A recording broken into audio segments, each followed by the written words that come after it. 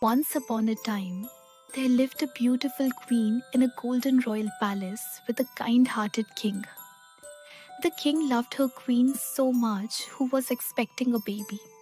He would take care of her so much. At last, the day came. The queen gave birth to a beautiful princess. But the king was shocked to see that the newborn princess has donkey ears. All the doctors and midwives were shocked. One of the young doctors was also very shocked. The king ordered not to share this news with anybody outside the royal palace.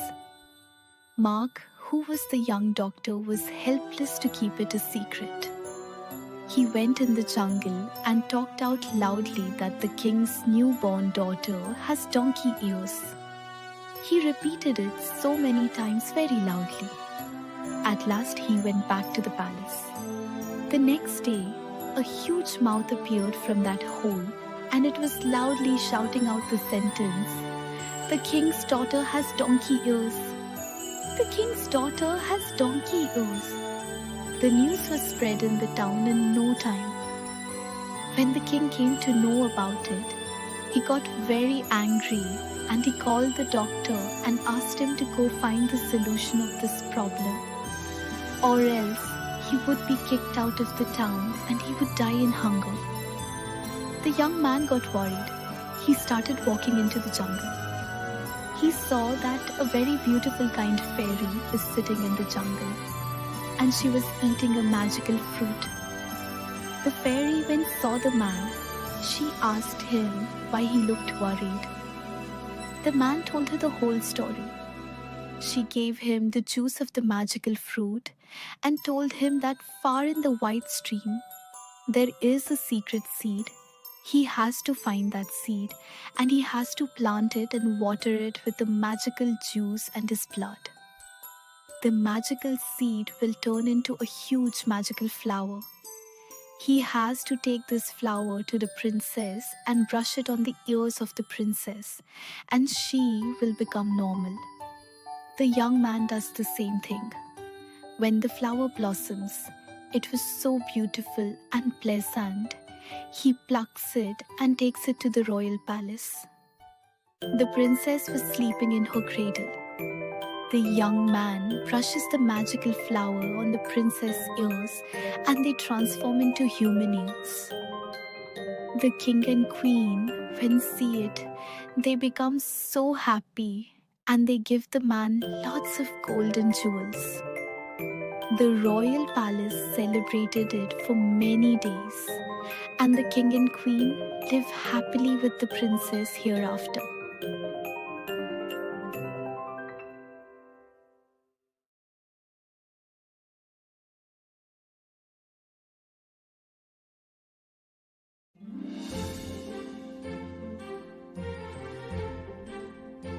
Once upon a time, there was an old farmer who lived in a beautiful jungle. He used to work all day in his eggplant farm doing it good. One day, he sees that there is a giant glowing eggplant which is lying in the center of the field. When he goes near the eggplant, he sees that it is very beautiful and crystal clear. The farmer, as touches the eggplant, a voice comes out, "Don't cut me, don't cut me." The farmer gets amazed.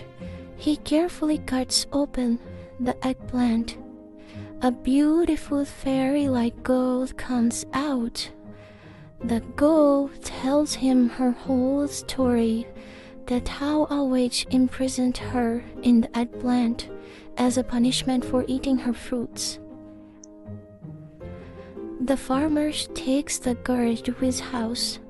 The farmer's wife was a nice lady. She keeps the girl at her house and names her Aubergina. They start living a happy life. The village started to flourish after Aubergina's arrival, and the villagers were very happy with that kind-hearted girl. One day, the witch comes to know about Aubergina, that she is free and living a happy life. She casts a spell on the village and all the villagers get sick and they start vomiting. Aubergina somehow gets the idea that this must be magic, which is causing strange green vomiting to almost everybody. She goes to the witch and pleads for mercy. The witch says that only on one condition she will revoke her magic. That if Aubergina accepts to transform into a purple cat, which will live in her castle with her, she can revoke her magic from the village. Aubergina agrees to it. The witch transforms her into a purple cat, and the villagers start getting fine again. Aubergina was happy that at least her village is safe now. One day, a miraculous young man visits the magical jungle. He was amazed to see a beautiful but sad purple cat. When he comes to know about the whole story, he puts on his magical hat and goes in the witch castle. The young man breaks the magical ball, and the witch instantly dies with a final scream. Soon after her demise, the purple cat instantly transforms back into Aubergina. She gets very happy and thanks the young man. They then return back to the village and start living a happy life hereafter.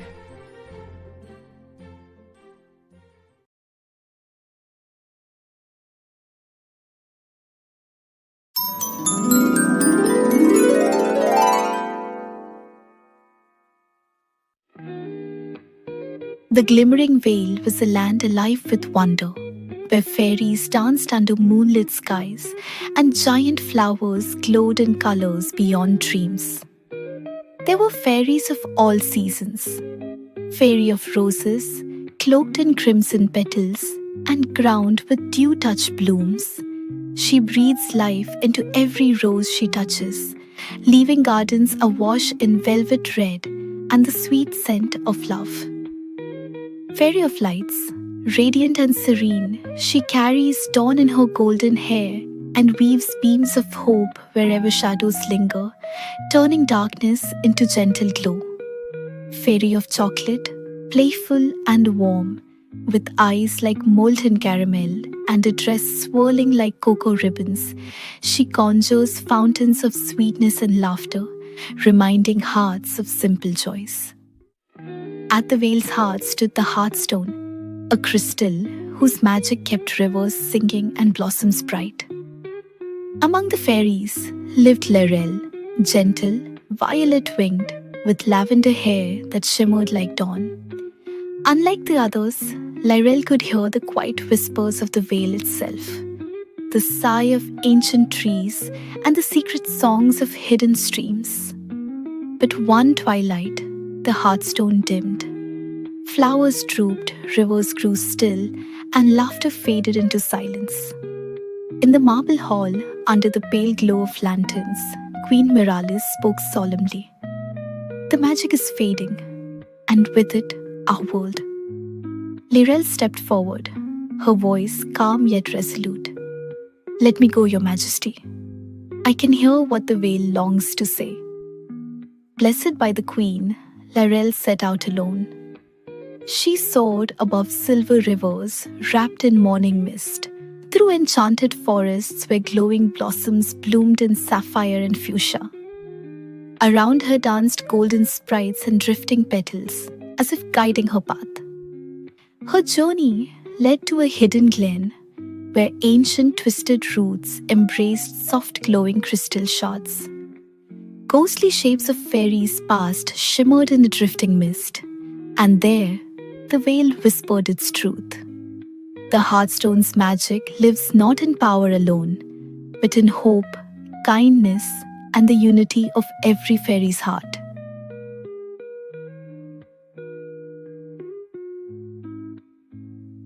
With newfound purpose, Lirel returned.